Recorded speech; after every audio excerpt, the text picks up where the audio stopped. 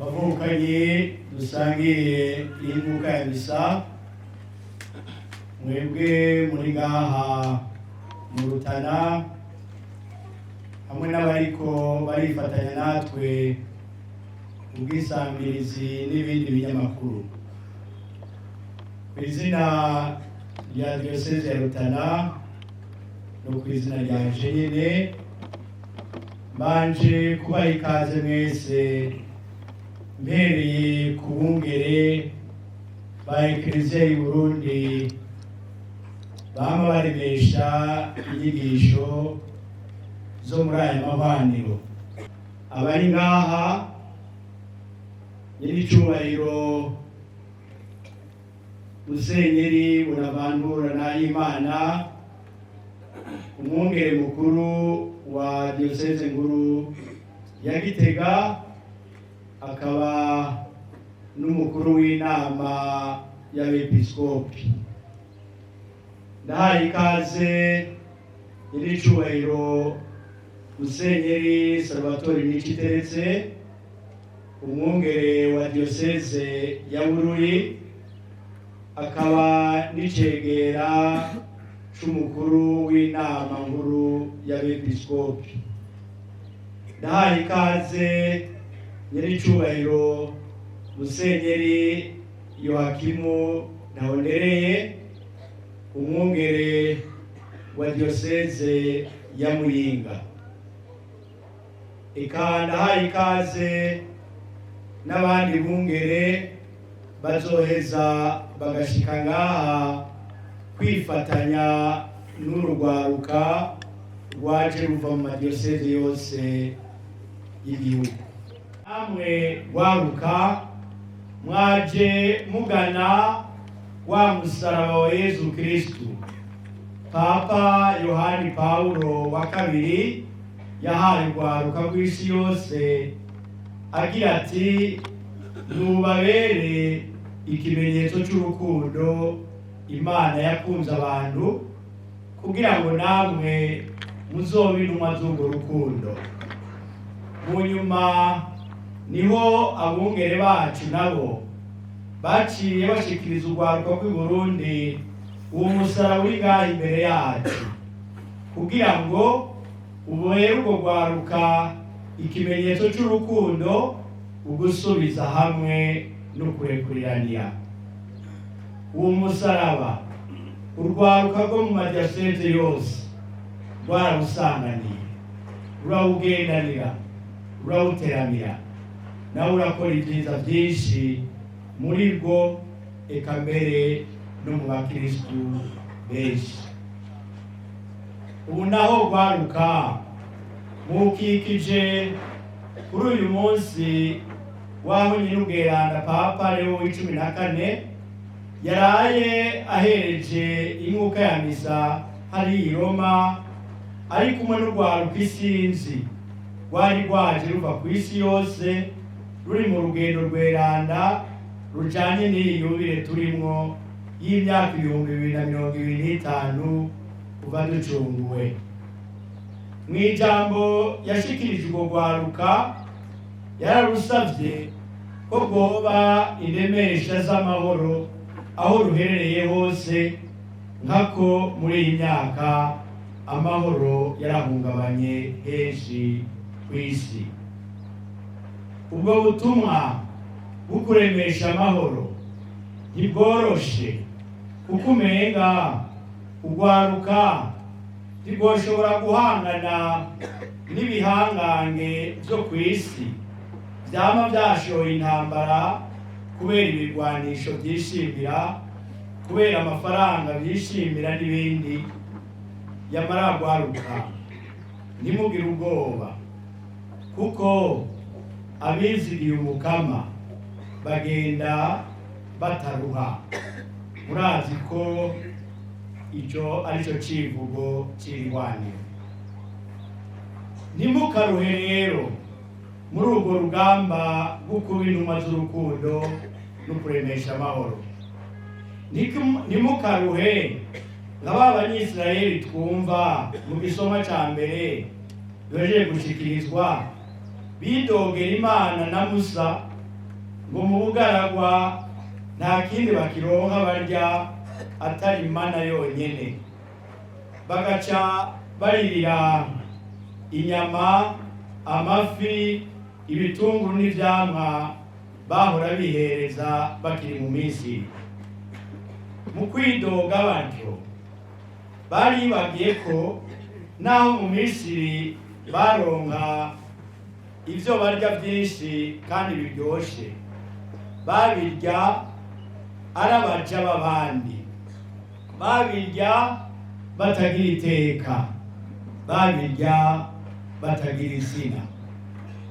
Ubwa mbere baribagiye ibitangaza Imana yari imaze kubagirira: ukubakiza ubuja, ukubajabukana ikiyaga gitukura, abansi babo babakurikira bobo bagahonera muri ico, ukubagaburira mu gahinga, ukubakiza inyota yo mu bugaragwa, ukubasubiza iteka. None iyo Mana yari yabagira ivyo byose kandi batabiziga, siyo yari kunanirwa kubaha izindi mfungurwa?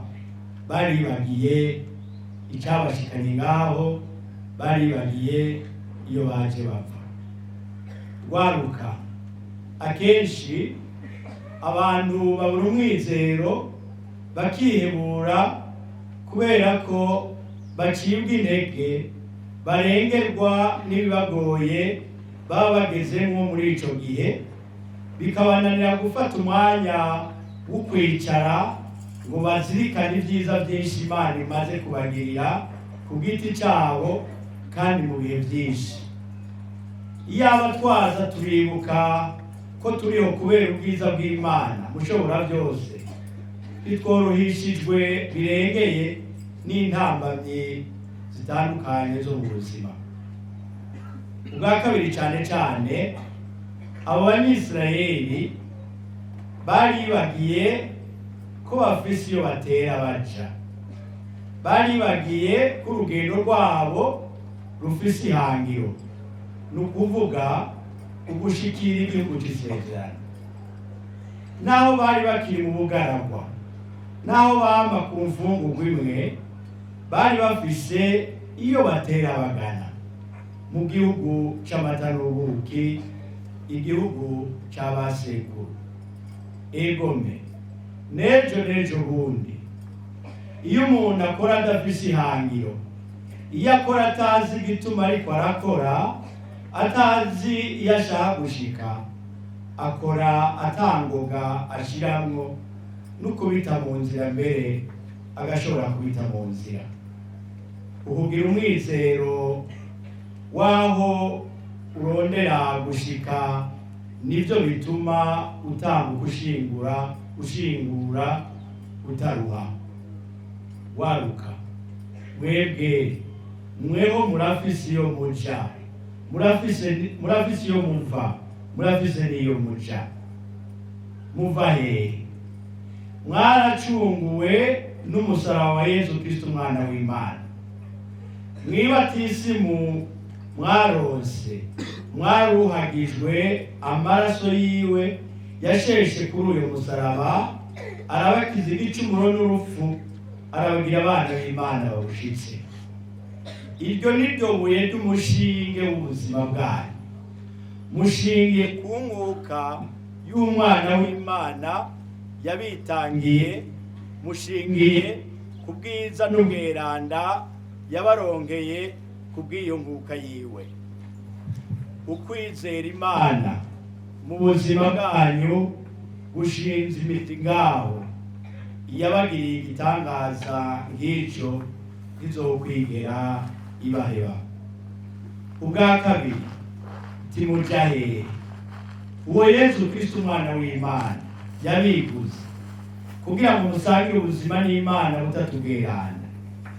Urugendo rw'ubukristo mwatanguye igihe mwabatirizwa, n'urugendo rwo gukuza urukundo rukomoka ku Mana muri mwebwe, gushikaho ruzobinjiza burundu muri iyo Mana rukundo.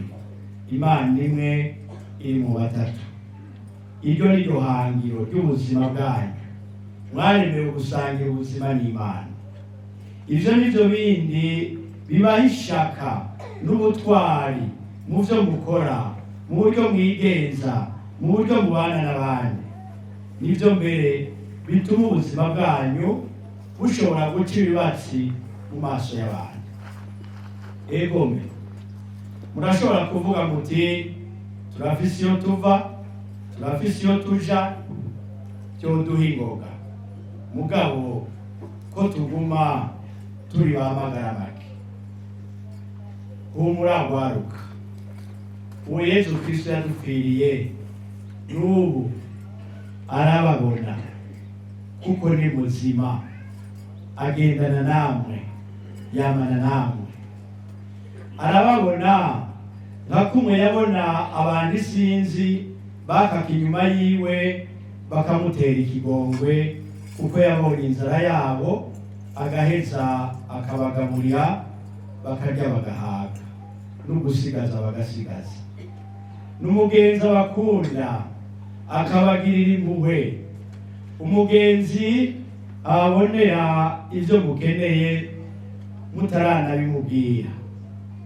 Arazi ko munyotewe kubaho neza, arazi ko munyotewe ijambo ribatekanya, arazi ko muhagaritswe umutima n'ubukene, arazi ko muhagaritswe umutima no kubura akazi, arazi ko muhagaritswe umutima no kutabona neza kazoza kanyu.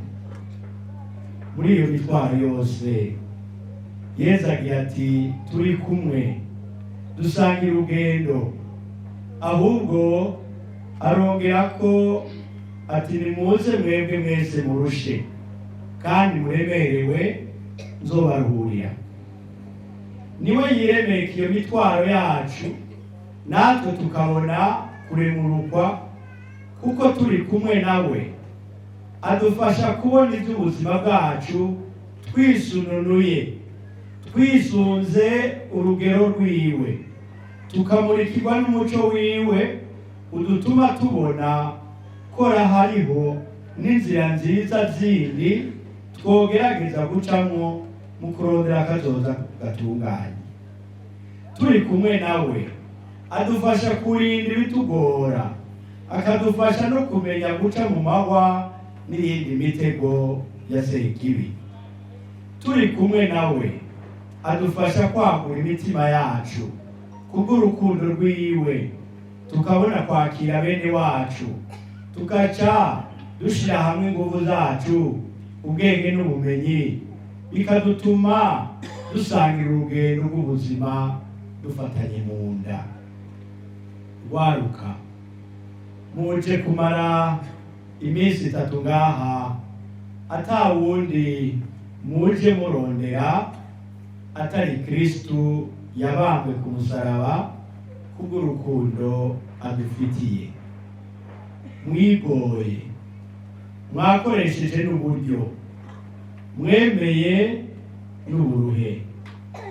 Nimumukundire rero, ababere koko ishingiro n'ihangiro ry'ubuzima bwanyu.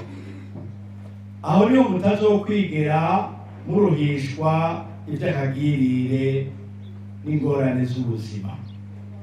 Umweranda Yohani Mariya Vianney, Ekleziya ihimbazwa uyu munsi, niwe agira ati ngiki igikorwa ca muntu, ugusenga n'ugukundana. Ati nimwasenga mukishimikiza urukundo, ivyo nivyo bigize ubuhirwe bwa muntu kuri iyi si. Namwe rero rwaruka, kugira ngo Kristu ababere ishingiro n'ihangiro ry'ubuzima bwanyu, nuko mwomenyera kugumana nawe mu gisabisho ca misi yose, mukagumana nawe no mu buzima bwanyu burangwa n'urukundo. Akabayagira, mukamuyagira, akabereka urukundo, namwe mukahigira gukunda bene wanyu. Nimuze rero dusabiranire kugira ngo iri hwaniro ritwunganire, twegere Yesu kuruta, maze umwizero tuvomiwe udukomeze mu buzima bwacu, udufashe kuba intumwa z'urukundo mu bantu, inemesha z'amahoro, ugusubiza hamwe no kurekuriranira.